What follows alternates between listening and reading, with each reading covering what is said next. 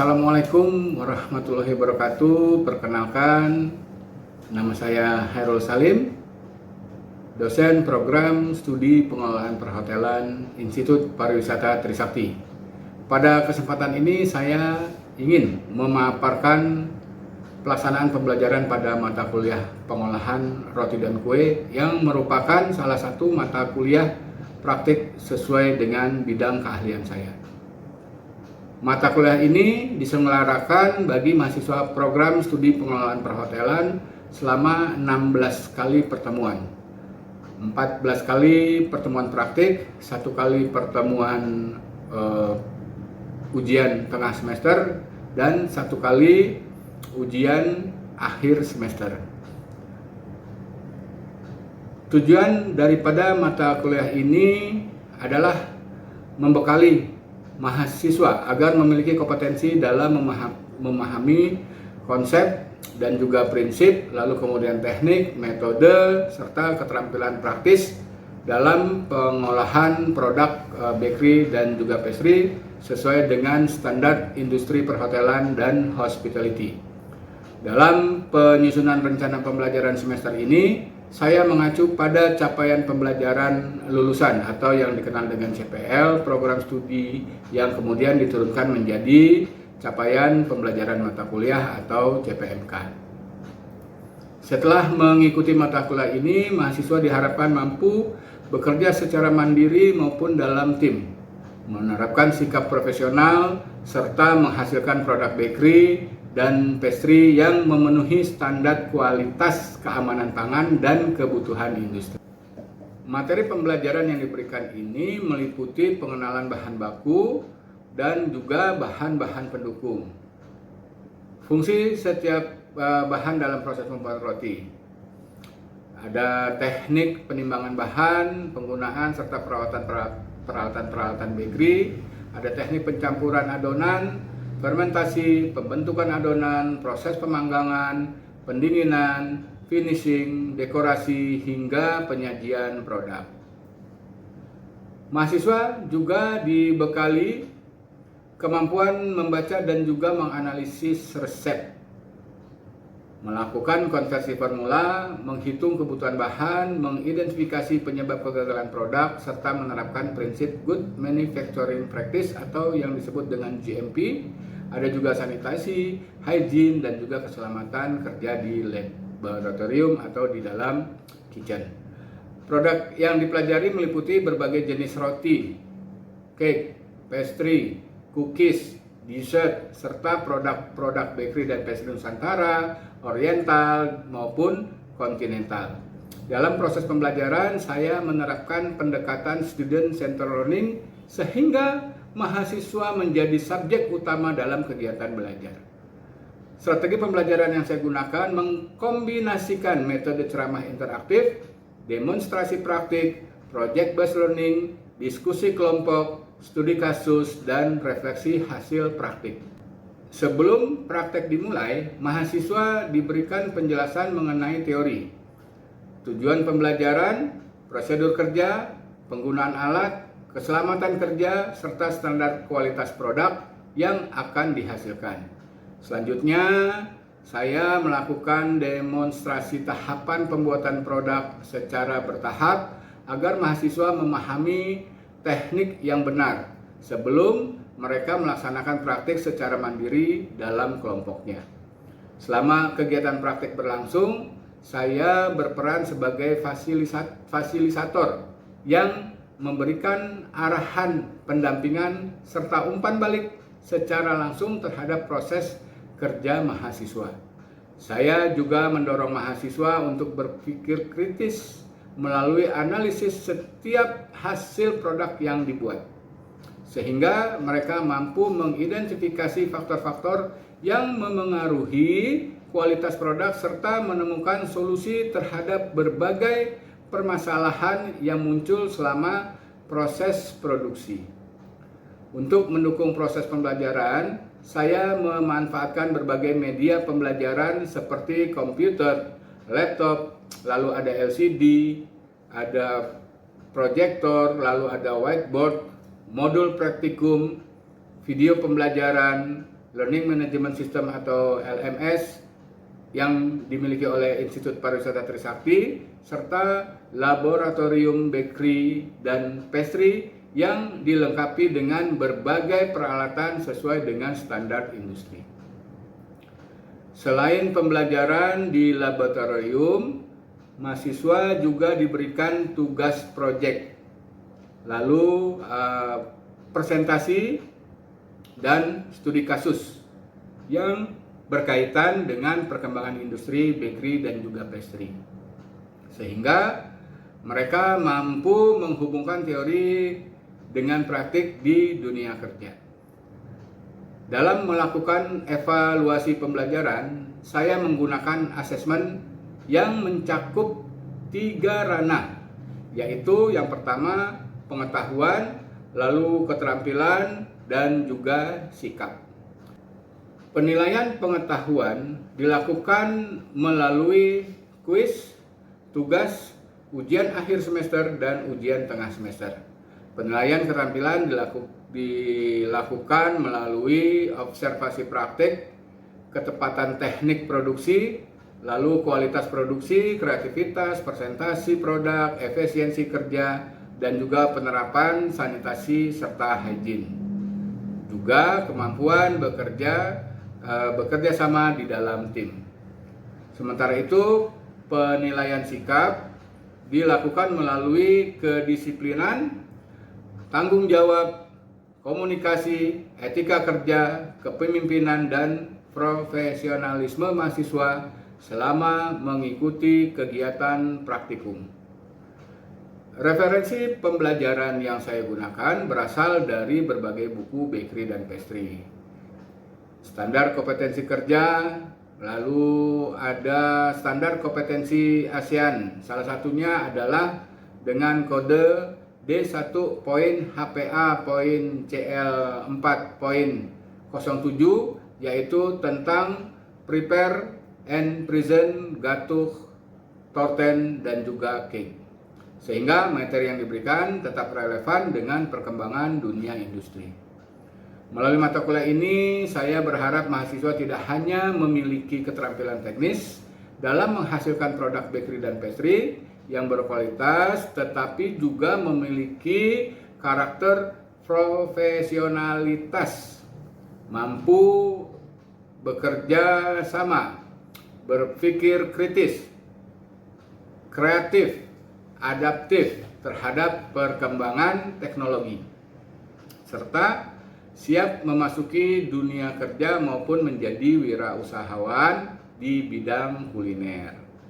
Sebagai seorang dosen, saya meyakini bahwa pembelajaran yang baik bukan hanya menghasilkan mahasiswa yang mampu membuat produk yang berkualitas saja, tetapi juga membentuk lulusan yang berintegritas, bertanggung jawab, serta memiliki semangat belajar sepanjang hayat.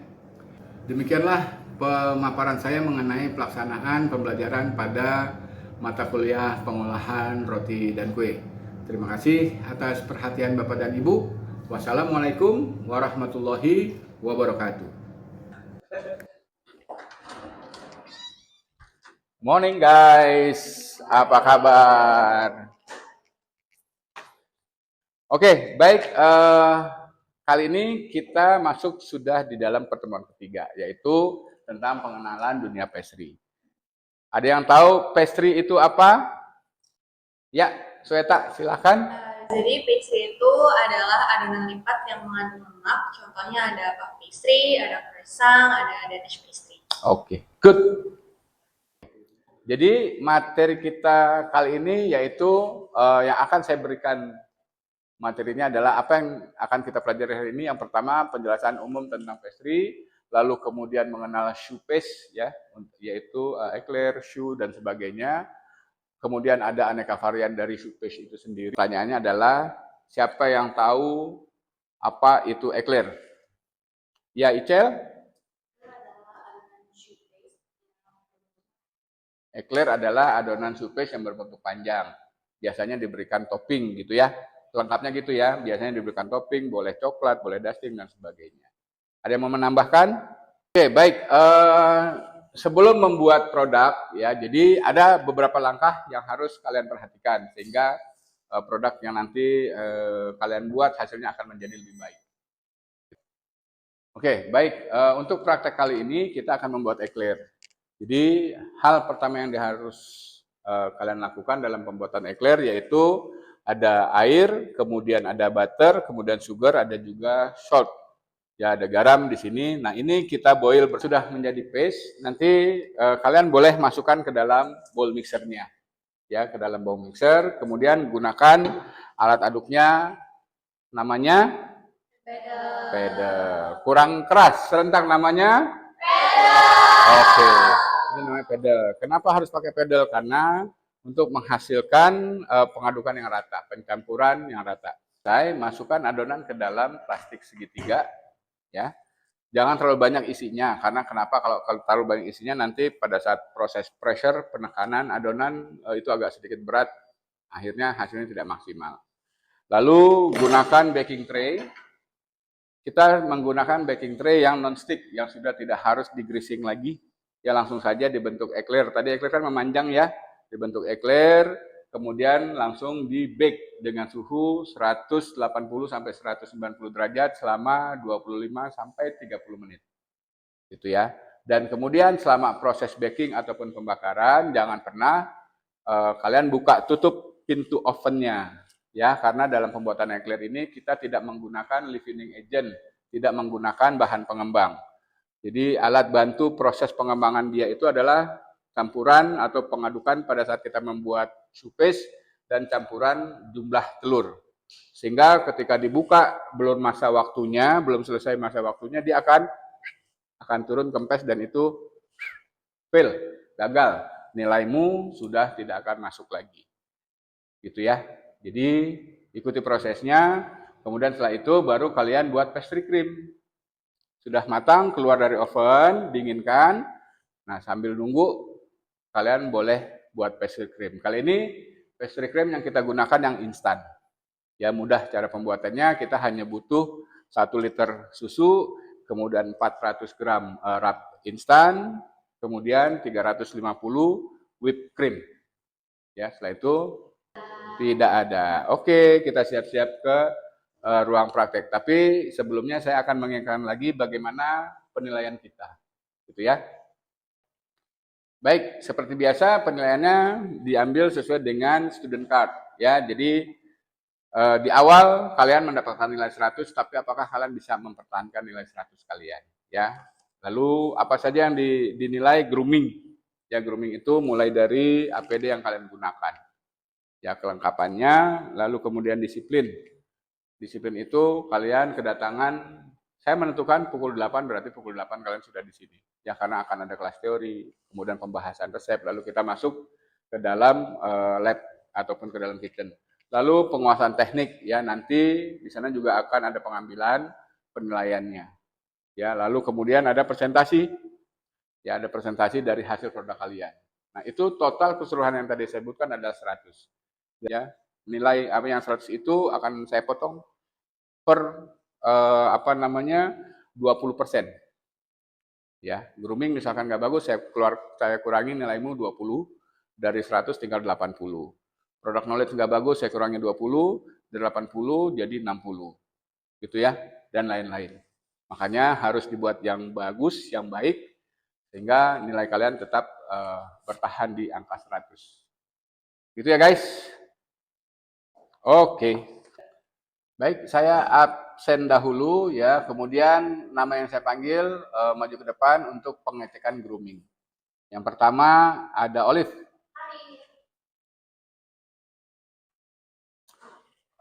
Hairnet.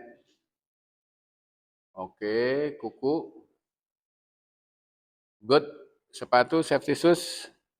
Nice. Nah, ini kayak gini ya, bisa mempertahankan grooming mulai dari hairnet, kukunya tidak terlalu panjang dan sebagainya. Necktie dan sebagainya. Oke. Thank you Olive. Next, David.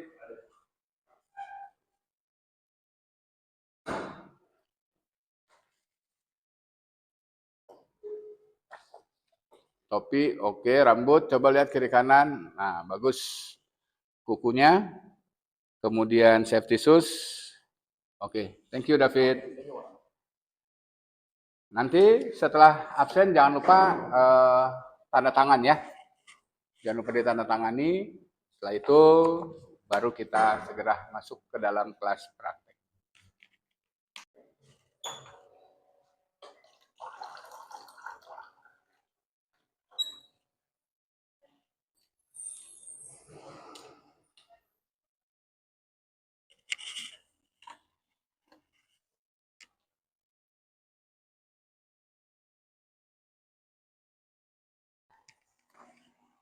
Oke guys, sesuai dengan kelompok table masing-masing ya. Bahan-bahan semua disiapkan, preparation-nya, kemudian misamplannya. Jangan lupa setelah itu kita mulai berproses ya pembuatannya. Nanti sebelum dimulai praktek, kalian lihat saya dulu akan mendemokan bagaimana cara pembuatan shoe untuk praktek minggu ini, gitu ya.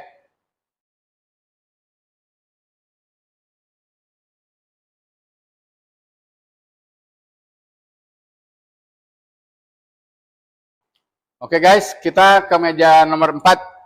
Kumpul semua di sini, saya akan memperagakan pembuatannya ya. Jadi di sini sudah ada air karena kita buatnya hanya setengah resep saja. Ya, saya mendemokan hanya setengah resep. Ini ada 500 ml air kita masukkan. Lalu kemudian ada 200 gram butter. Ini sudah dicampur sama jumlah garam dan gula sudah jadi satu. Ini langsung masuk saja. Ya, kemudian akan kita boil.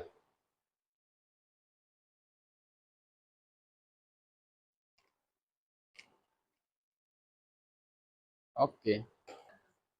Nah, ini kita masak pakai api sedang aja ya. Pakai api sedang, lalu kita boil.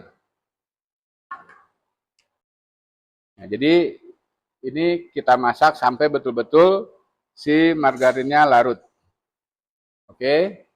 Nah, ini sudah boil, sudah larut semuanya, butter sudah campur, kita kecilkan. Kita gunakan api sedang, ya. Setelah itu kita masukkan 300 gram tepung protein tinggi. Ya, kenapa pakai tepung protein tinggi? Supaya nanti hasil jadinya dia akan betul-betul stabil, kokoh. Nah, ini kita masukkan sambil terus diaduk.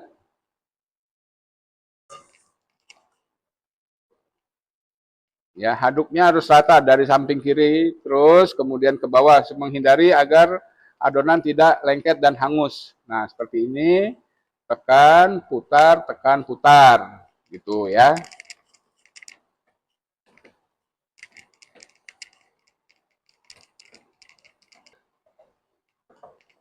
Nah, ya, jadi seperti ini. Tidak ada lagi sisa-sisa tepung yang tidak tercampur. Nah, ini disebut dengan supes atau pasta su yang belum kita olah, belum kita tambahkan telur. Matikan. Kemudian dari sini langsung kita aduk menggunakan pedal, gitu ya. Ini ya. Kemudian kita masukkan adonan ke dalam bowl mixer. Setelah itu akan kita aduk menggunakan pedal. Oke. Kita gunakan speed 2 ya biar cepat agak dingin adonannya. Nah, ini kita putar. Jadi sambil nunggu dingin kita persiapkan telurnya.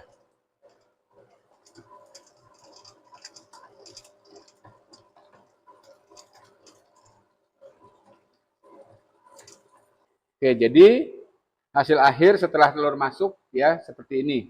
Dia kalau dijatuhkan nanti akan berbentuk V-shape lebih bagusnya. Kemudian ketika kita cubitkan, kita ambil dan dia memanjang berbenang. Ini yang sudah selesai. Kemudian kalau sudah selesai seperti ini baru kita masukkan ke dalam plastik segitiga atau piping bag. Kemudian adonan kita masukkan ke dalam plastik segitiga. Isinya jangan banyak-banyak ya supaya nanti proses penekanan atau semprotnya, penyemprotannya itu plastik ini nggak sobek karena kita gunakan plastik. Nah, kemudian seperti ini gulung supaya enak nanti di pressernya, tekan gitu ya. Oke, kita gunakan loyang berukuran 40 x 60 yang non-stick. Kalau sudah menggunakan non-stick seperti ini, sudah tidak menggunakan greasing lagi. Ya, jadi ini bisa langsung kita gunakan. Diawali mulai dari atas terus ke bawah, ya. Jangan dari bawah ke atas. Gitu ya, supaya enak. Jadi seperti ini karena kita mau buat mini eclair ya untuk buffet. Jadi tekan, tarik. Nah, kira-kira panjang sini stop. Boleh di stop di sini, kemudian ditekan, kemudian ditarik.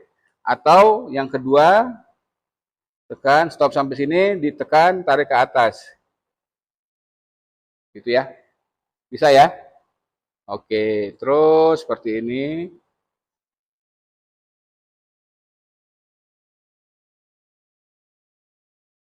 Nah, bisa ya guys. Kalau sudah oke, silahkan kalian buat. Nanti hasilnya saya tunggu presentasinya. Gitu ya. Jadi sebelum itu ini akan saya panggang, kemudian nanti kalian buat, kemudian presentasikan yang bagus. Ingat ya, presentasi itu ada buffet style, kemudian ada plating dessert. Untuk buffet style, silakan kalian boleh pakai yang besar, boleh pakai yang kecil-kecil disusun di plate, dan juga untuk yang platingnya. Gitu ya guys. Good.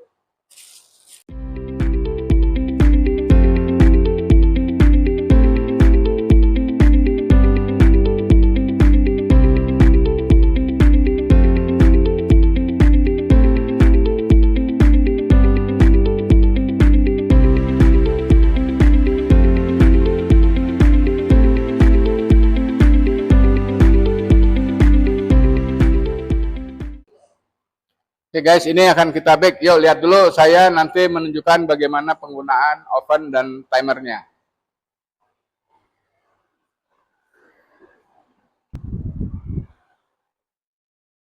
Nah, ini ya.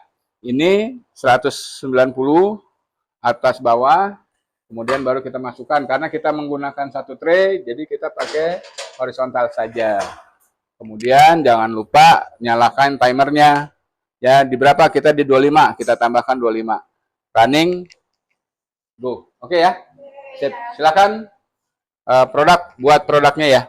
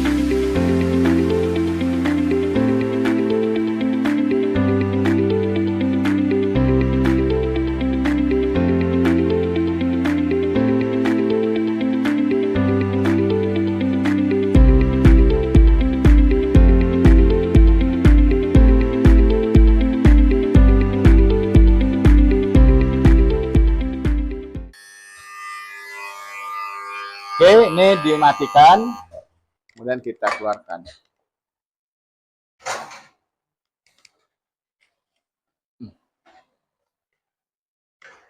Tuh, ya seperti ini.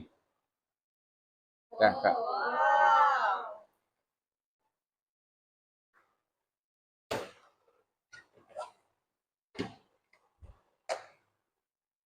Oke, dah. Nah guys, jadi seperti ini ya, sudah jadi. Kemudian kita sudah panaskan atau meltkan coklat, lalu kita dip seperti ini.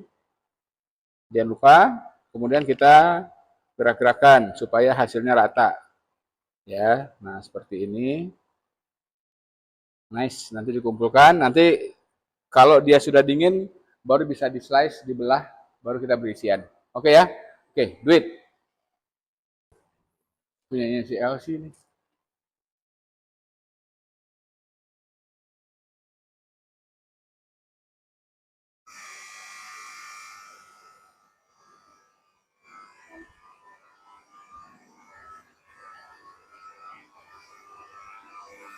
Oke ya, kita buat beberapa style, tapi biasanya eclair itu selalu di slice-nya dari samping dan tidak putus. Seperti ini. Kemudian kita beri isian. Isiannya isi dulu di dalam, kemudian bagian tepinya baru diputar. Seperti ini, gitu ya. Ini biasanya digunakan untuk buffet. Lalu yang satunya, kita boleh di slice di tengah. Jadi silakan modelnya apa saja.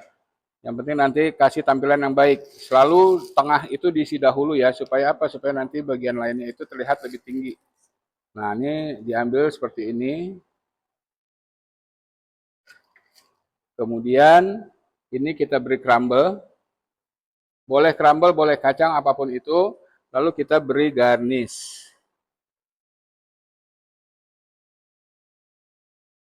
Dua warna aja.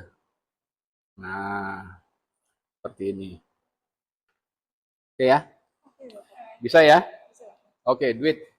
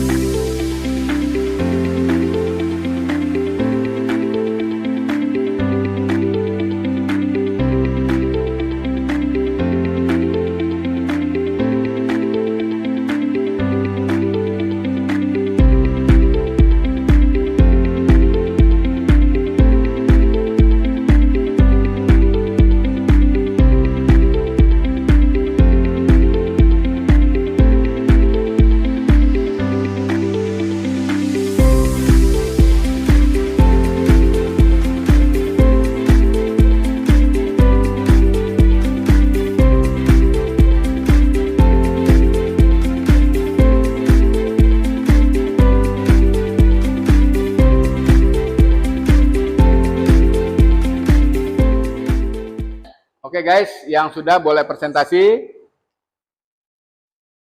Nice, ini kelompok meja berapa? Meja 3, meja 4 ya. Ini plating dessertnya.